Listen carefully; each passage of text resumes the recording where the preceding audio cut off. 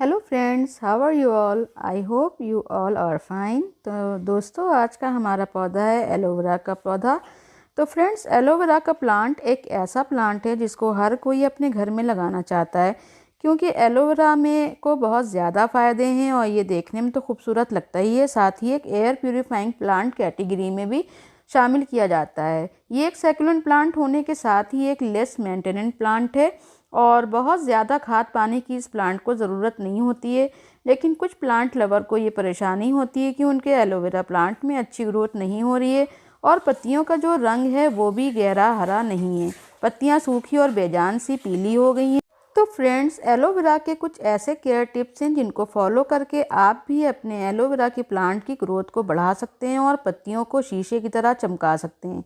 अगर आप इसकी सही देखभाल नहीं करेंगे तो एलोवेरा का पौधा ख़राब हो जाता है।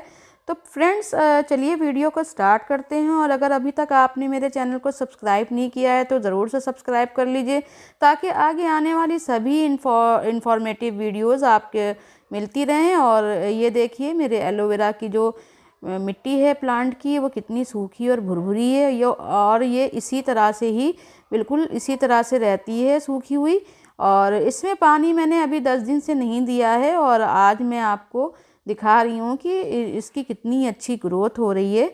तो चलिए देखते हैं कि कौन कौन से वो केयर टिप्स हैं जिनको फॉलो करके आप भी अपने एलोवेरा में इसी तरह से हरी लश ग्रीन पत्तियाँ पा सकते हैं। और इसमें कौन से ऐसे फर्टिलाइज़र यूज़ करने जिससे हमारा एलोवेरा का प्लांट खूब हरा भरा भी बना रहे और बहुत अच्छी ग्रोथ भी करता रहे। तो दोस्तों, जनवरी का महीना चल रहा है और सर्दियां बहुत ज़्यादा इस टाइम हो रही हैं और ऐसी कंडीशन में सभी पौधों की ग्रोथ बहुत स्लो हो जाती है और एलोवेरा का जो प्लांट होता है वो भी रेस्ट पीरियड में चला जाता है। इस टाइम आपको अपने एलोवेरा के प्लांट की देखभाल की ज़्यादा ज़रूरत पड़ती है, क्योंकि जब बहुत ज़्यादा सर्दियां पड़नी शुरू हो जाती हैं, जैसे दिसंबर और जनवरी का महीना, तब इसकी ग्रोथ एकदम से रुक जाती है। लेकिन अगर आप सही तरीके से अपने एलोवेरा की देखभाल करेंगे तो ये कड़ाके की सर्दी में भी बहुत अच्छी ग्रोथ करता रहेगा। तो आज के वीडियो में मैं आपको ऐसी चीज़ें बताने जा रही हूँ, अगर आप उसको यूज़ करेंगे तो सर्दियों में भी आपका एलोवेरा का जो पौधा है वो हरा भरा बना रहेगा। इसके पत्ते शीशे की तरह चमकते रहेंगे और एक भी पत्ता ना तो पीला पड़ेगा और ना ही सूखेगा और ना ही ख़राब होगा। तो इसके लिए सबसे पहले आपको ये करना है कि जो इसकी पुरानी स्टेम्स हो जाती हैं, यानी जो पुरानी पत्तियां हो जाती हैं जिसमें इस तरह से काले धब्बे हो जाते हैं, तो उसको आपको निकाल देना, क्योंकि ये काले धब्बे जो होते हैं वो फंगस की निशानी होती है कि आपके प्लांट में फंगस लग रहा है। और फंगस को दूर करने के लिए इसकी जो पुरानी स्टेम्स होती हैं, पुरानी पत्तियां होती हैं, उनको निकालना बहुत ज़रूरी हो जाता है। अगर आपको एलोवेरा को हेल्दी रखना है तो इसकी पुरानी पत्तियों को, ख़राब पत्तियों को हटाते रहना ही अच्छा रहता है। पौधे को नए पप्स निकालने के लिए जगह भी मिल जाती है और पुरानी पत्तियों को आप अपने काम में भी यूज़ करते हैं, क्योंकि पुरानी पत्तियों के जेल को आप हेयर केयर और स्किन केयर में भी यूज़ कर सकते हैं। अगर आपको अपने एलोवेरा की पत्तियों को ज़्यादा मोटा करना है और ज़्यादा जेल लेना है तो पुरानी पत्तियों को निकालते रहिए और इसको हटाने से पत्तों को जगह तो मिलती है, साथ ही पत्तियाँ मोटी और चमकदार भी होती हैं। सर्दियों में आपको ये ध्यान रखना है कि गमले की मिट्टी को धूप मिलती रहे, जिससे कोई भी फंगस या बीमारी अगर लग भी जाए तो वो धूप से ख़त्म हो जाए। तो अब बात करते हैं इसके लोकेशन की, कि आपको इस टाइम यानी कि सर्दियों में कहाँ पर इसको रखना है और इसको कितनी घंटे की धूप चाहिए। तो एलोवेरा को आपको दोपहर तक ब्राइट लाइट या हल्की धूप में ही रखना है। सर्दियों में एलोवेरा को बिल्कुल खुली धूप में रख सकते हैं। अगर एलोवेरा ऐसी जगह रखा है जहाँ छन कर उसको धूप मिल रही है तो उसे वहीं पर लगा रहने दीजिए, बार बार इसकी जगह नहीं बदलिए, वरना इसका सीधा असर इसकी पत्तियों पर पड़ेगा और इसके पत्ते अपना कलर चेंज करने लगते हैं। आप देख रहे होंगे कि मेरे एलोवेरा के पत्ते कितने लश ग्रीन हैं और एलोवेरा के कितने छोटे छोटे से बेबी पप्स निकले हुए हैं। इस कपकपाती सर्दी में भी एलोवेरा मेरा अच्छा ग्रोथ कर रहा है और छोटे छोटे से बहुत सारे बेबी पप्स निकले हुए हैं। और ये बहुत पुराना प्लांट भी नहीं है मेरा, ये मैंने अभी 3-4 महीने पहले ही लिया था नर्सरी से। एक प्लांट लाई थी, लेकिन उसी प्लांट से देखिए कितने सारे बेबी पप्स निकल के ये गमला भर रहा है। और ये देखिए, मैंने आपको एक निकाल के भी दिखाया, ये इसी प्लांट का, मदर प्लांट का ही ये छोटा सा बेबी पप है। और इसको मैं इसी प्लांट में ही लगा दूंगी। मैं ये टाइम तो नहीं होता है बेबी पप्स निकाल कर रिपोर्ट करने का, लेकिन मैं इसको आपको दिखाने के लिए मैंने निकाला है कि ये इसी प्लांट का ही बेबी पप है और मैं इसको निकाल के इसी प्लांट में ही लगा दूंगी।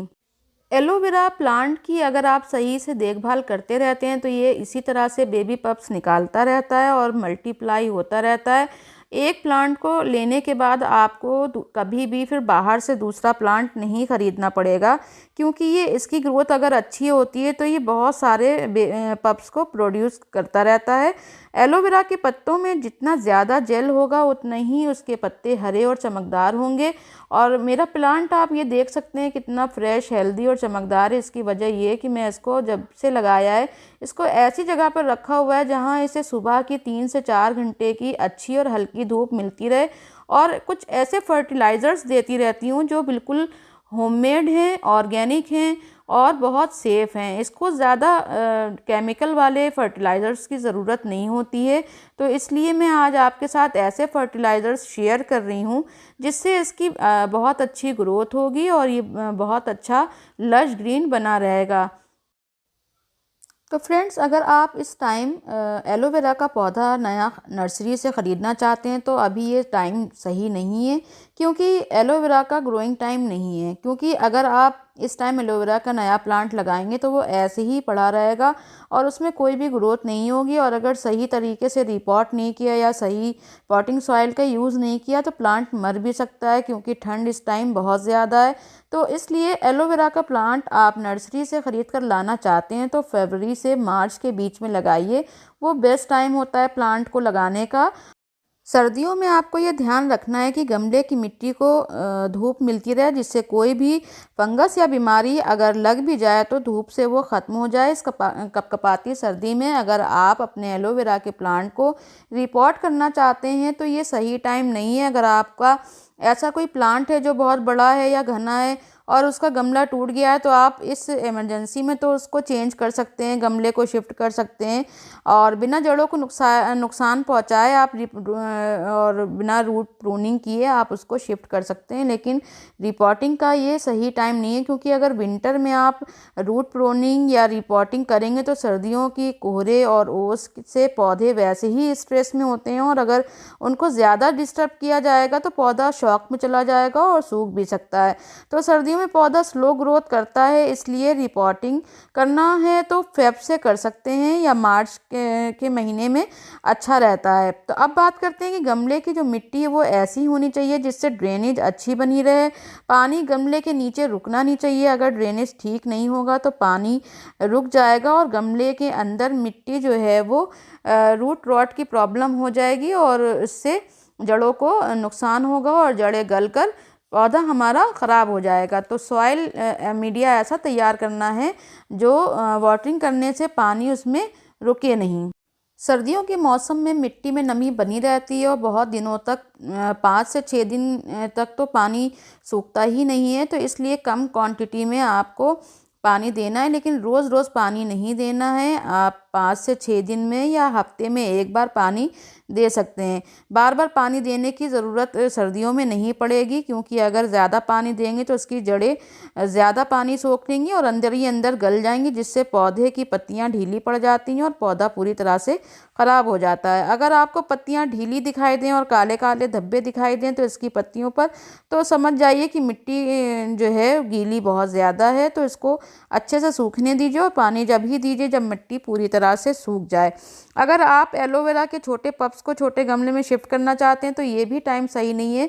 फरवरी और मार्च के महीने में आप ये शिफ्टिंग भी कर सकते हैं। और ये जो रूट प्रूनिंग और ये सब काम, रिपोर्टिंग और पप्स को निकाल के उनको दूसरे गमले में शिफ्ट करना, ये सारे ही काम फरवरी और मार्च के मंथ में ही सही रहते हैं। सर्दियों में अगर आप एलोवेरा के प्लांट को वाटरिंग करें तो उसको आप स्प्रे बॉटल से या हल्के छिड़काव के साथ करें, जिससे जो इसकी पत्तियों पर अगर धूल मिट्टी कुछ जमी हो तो वो धुल जाए। और किसी साफ़ और मुलायम कपड़े से पत्तियों पर से पानी को साफ़ कर देंगे तो आप देखेंगे कि पत्तियां बिल्कुल खूबसूरत और शाइनी लगने लगेंगी। पत्तियों पर से धूल मिट्टी साफ़ हो जाएगी तो पौधा फोटोसिंथेसिस सिस्टम को अच्छे से कर पाएगा और फोटोसिंथेसिस प्रोसेस इसमें प्लांट धूप की रोशनी से अपना जो खाना बनाता है वो पत्तों से ही बनाता है, तो उसे क्लोरोफिल कहते हैं, जिससे पत्तियां हरी और चमकदार होती हैं। तो हफ्ते में एक बार पत्तों पर पानी का स्प्रे करके इसकी पत्तियों को ज़रूर से साफ़ किया करें, ताकि एलोवेरा की पत्ती मोटी और हरी होने के साथ साथ चमकदार भी बनी रहे। तो ये देखिए, मैंने पत्तों पर स्प्रे करके इसको कपड़े से अच्छे से साफ़ कर दिया है, पोंछ दिया है। तो उससे जो फोटोसिंथेसिस की जो प्रोसेस होता है वो बहुत अच्छा तेज़ हो जाता है और पत्तियां खाना अच्छा बनाने लगती हैं, जिससे पौधे की ग्रोथ बहुत अच्छी हो जाती है। सर्दियों में एलोवेरा के प्लांट को घर के अंदर ऐसी जगह बिल्कुल ना रखें जहां रोशनी और धूप ना आती हो। ऐसी जगह अगर रखेंगे जहां अंधेरा होगा तो एलोवेरा ग्रोथ नहीं करेगा। इसके जो बेबी पप्स हैं वो नीचे से जड़ के पास से निकलते हैं, वो नहीं निकलेंगे। एलोवेरा एक ऐसा पौधा है जिसकी पत्तियों में जेल भरा होता है, तो इसको अगर अच्छी रोशनी मिलती रहेगी तो इसमें ज़्यादा जेल होगा और अच्छी धूप से गमले की मिट्टी भी जल्दी सूखेगी। अच्छी धूप मिलेगी तो उसमें फंगस और कीड़े भी नहीं होंगे, और पौधे को जो ख़राब करने वाले कीड़े और फंगस होते हैं वो भी नहीं लगेंगे। तो धूप इसको बहुत ज़रूरी है, इसलिए ये ध्यान रखना है कि एलोवेरा को ऐसी जगह रखिए जहाँ इसको 3 से 4 घंटे की फुल धूप मिलती रहे। तो फ्रेंड्स, अब बात करते हैं इसके फर्टिलाइज़र्स की। एलोवेरा का जो प्लांट है उसे ज़्यादा केमिकल वाले फर्टिलाइज़र नहीं देने चाहिए, लेकिन अच्छी ग्रोथ के लिए मैं आपके साथ शेयर कर रही हूँ इस वीडियो में ऐसे फर्टिलाइज़र जो होममेड हैं और बिल्कुल फ्री ऑफ कॉस्ट हैं। ये आपको अपने किचन वेस्ट में ही मिल जाएंगे, जिसको आप आसानी से घर पर बनाकर और एलोवेरा के पौधे को इस टाइम सर्दी में देंगे तो आपका पौधा हेल्दी भी रहेगा और इसके पत्ते हरे रहेंगे और ग्रोथ भी बहुत तेज़ हो जाएगी। लेकिन इसको देने का तरीका बहुत ज़रूरी है और खाद के अलावा इसकी देखभाल भी ज़रूरी है। तो अगर आप देखभाल अच्छी करेंगे और खाद कम से कम देंगे तब भी एलोवेरा ग्रोथ करता रहेगा और नए पल्प भी निकालता रहेगा। तो यहाँ पर मैं जो ये फर्टिलाइज़र यूज़ कर रही हूँ वो है ये प्याज के छिलकों का दरदरा पाउडर। प्याज के सूखे छिलकों को मिक्सी जार में डालकर आप इसका एक दरदरा सा पाउडर बना लीजिए और 1 से 2 चम्मच आप इसमें इसी तरह से मिट्टी के ऊपर छिड़क दीजिए। प्याज के छिलके में बहुत ज़्यादा पोटेशियम पाया जाता है। पोटेशियम आपके पौधे में पत्ते एकदम अगर ख़राब हो चुके हैं, पीले पड़ रहे हैं, तो ये प्याज के छिलकों का फर्टिलाइज़र बहुत अच्छा काम करता है इसकी ग्रोथ को इम्प्रूव करने में और इसके पत्तों को हरा भरा और चमकदार बनाने में। तो फ्रेंड्स, प्याज के छिलकों को मिक्सी जार में पीसकर आप इसका दरदरा पाउडर बनाकर यूज़ कर लीजिएगा। और ये दूसरा जो फर्टिलाइज़र है ये है केले के छिलके। केले के छिलकों को आप सुखा लीजिए और सुखा के इसका भी आपको एक दरदरा सा पाउडर मिक्सी जार में पीस कर बनाना है। तो बनाना पील फर्टिलाइज़र जो ये है ये इसका बहुत अच्छा काम है। इसमें भरपूर मात्रा में एनपीके होता है और एनपीके का मतलब नाइट्रोजन, फास्फोरस और पोटेशियम है, और ये सारी ही चीज़ें, आयरन, कैल्शियम, ये सारी ही चीज़ें आपके प्लांट के लिए बहुत ज़रूरी होती हैं। तो जब ये आप दूसरा फर्टिलाइज़र यानी कि केले के छिलकों का पाउडर इसको देंगे तो ये भी बहुत अच्छा ग्रोथ करने में हेल्प करेगा। इसके जो पत्ते हैं उसके अंदर जेल ज़्यादा से ज़्यादा बनेगा और ये बहुत अच्छा काम करता है पौधे की ग्रोथ के लिए। अब ये जो तीसरा फर्टिलाइज़र है ये है वर्मी कंपोस्ट। वर्मी कंपोस्ट आप जानते हैं कि ये बहुत अच्छी कंपोस्ट होती है। इसमें भरपूर मात्रा में माइक्रो न्यूट्रिएंट्स होते हैं और जो पौधे की अच्छी ग्रोथ के लिए उसको हेल्प करता है और पत्तों को बहुत लश और ग्रीन बनाता है और सभी तरह के पौधे में ये बहुत अच्छा काम करता है। और कंपोस्ट आप कोई सा भी ले सकते हैं, यहाँ पे आप काउडंग कंपोस्ट भी ले सकते हैं, पत्तियों का जो खाद होता है लीफ कंपोस्ट वो भी ले सकते हैं। तो कंपोस्ट भी बहुत ज़रूरी है इस टाइम सर्दियों में। ये मिट्टी में गर्मी बना कर रखेगा, पौधे को सर्दी से ओस और पाले से बचा कर रखेगा। तो कंपोस्ट भी बहुत ज़रूरी है। तो ये तीनों चीज़ें आप अपने प्लांट में दीजिए, पौधा इतना अच्छा हो जाएगा, आपका इतना अच्छा ग्रोथ करेगा। और ये इसको देने के बाद आपको 20 से 25 दिन कोई भी और खाद देने की ज़रूरत नहीं पड़ेगी।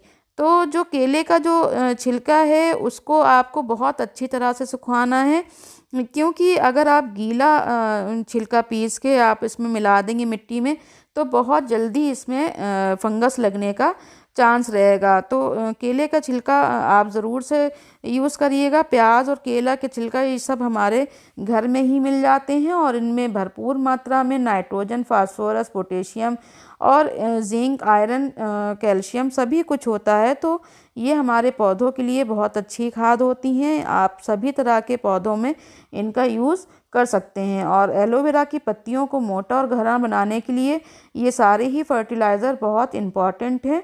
तो फ्रेंड्स, ये थी आज एलोवेरा के बारे में पूरी जानकारी, उसके फर्टिलाइज़र, उसकी देखभाल और उसको सर्दियों में किस तरह से क्या क्या चीज़ें देनी हैं और क्या चीज़ें नहीं देनी हैं।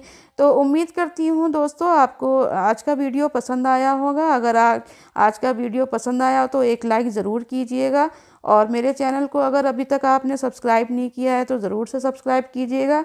मिलती हूँ नेक्स्ट वीडियो में। जब तक आप अपना और अपनी फैमिली का बहुत ज़्यादा ध्यान रखिएगा और मेरे चैनल को ज़रूर से सब्सक्राइब कीजिएगा और जितनी भी मेरी वीडियोज़ हैं उसको चेकआउट कीजिएगा। तो okay dear friends, thanks for watching.